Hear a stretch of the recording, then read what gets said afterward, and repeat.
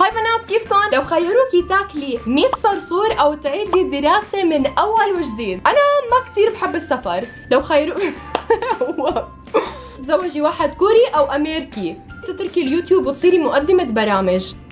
وليه؟ مين هدول الاجانب بعدين؟ لانه لو خيروكي تمثلي او تغني شو بتختاري؟ وساوي لي مقطع من جوابك. يا الهي، لا بعرف ارقص ولا بعرف اغني، بس اوكي رح لكم غني لاني اذا بدي ارقص هي كارثه.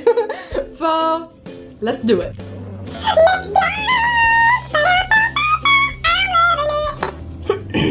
لو خيروكي تمسكي فار او تمسكي صرصور. فار، هلا انا من قبل مسكت هامستر اللي بيكون يعني الشيء اللي احلى من فار، بس انه بنفس المستوى اثنيناتهم يعني، بس انه اتس كيوت، بس عضني باي ذا واي يعني بعدين. بس لا اوكي فار مو مشكلة، فار بضل يعني شيء. حتى تذكرت هلا مرة كنت انا بالمدرسة بدي اروح على الحمام، وبس هيك بفتح الباب وتصبحت بالصبح على منظر صرصور هيك مفعوص من طرفه، يعني نصه مفعوص والنص الثاني طالع منه هيك شيء اخضر بشكل معجون الاسنان، يعني مو سائل، شيء هيك يعني ايهو كان شيء بيقرب. لا ما بمسك صرصور، شكرا اعطوني 10 فيران. لو خيروكي تتركي دراستك وتشتغلي بمحلك، او انك تكملي دراستك وتتركي المحل. تتركي دراستك تشتغلي بمحل او تكملي دراستك هلا انا باقي لي بس انه كم شهر وبخلص جامعة، فيعني على كم شهر بدي اترك دراستي؟ لا اكيد بكمل دراستي وبترك المحل، وبركي بس خلص دراستي بعمل شيء ثاني، مو مشكلة. مو لو خيروكي انك تعيشي فقيرة بس مبسوطة كثير، او غنية بس مالك مبسوطة ابدا، بليز قولي اسمي انا تيا. هاي تيا. لا بعيش فقيرة بس مبسوطة، لاني شو الواحد بيستفيد اذا عنده كل شيء بده اياه بالدنيا من عدا اهم شيء انه هو يكون مبسوط، فلا اكيد مبسوطة. لو خيروكي تطلعي مع رفقاتك وتتعشوا بمطعم، او تسهروا بالبيت وتطلبوا بيتزا وتشوفوا موفي.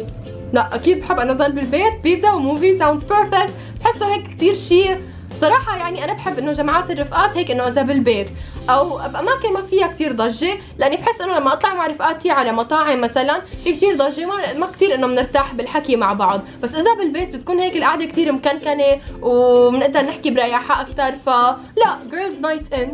لو خيروكي تتركي رفيقتك ويعطوكي مليون لتتركيها، مثل ما قلت لكم إني أنا ما عندي رفيقة كثير إنه قريبة علي وعزيزة علي ومقربة لإلي وكل هاد، فلنتخيل انه انا عندي هالصديقة. لا ما باخذ المليون لاتركها، لانه المصاري بتيجي وبتروح، بس الصديقة بتضل طول العمر، صح؟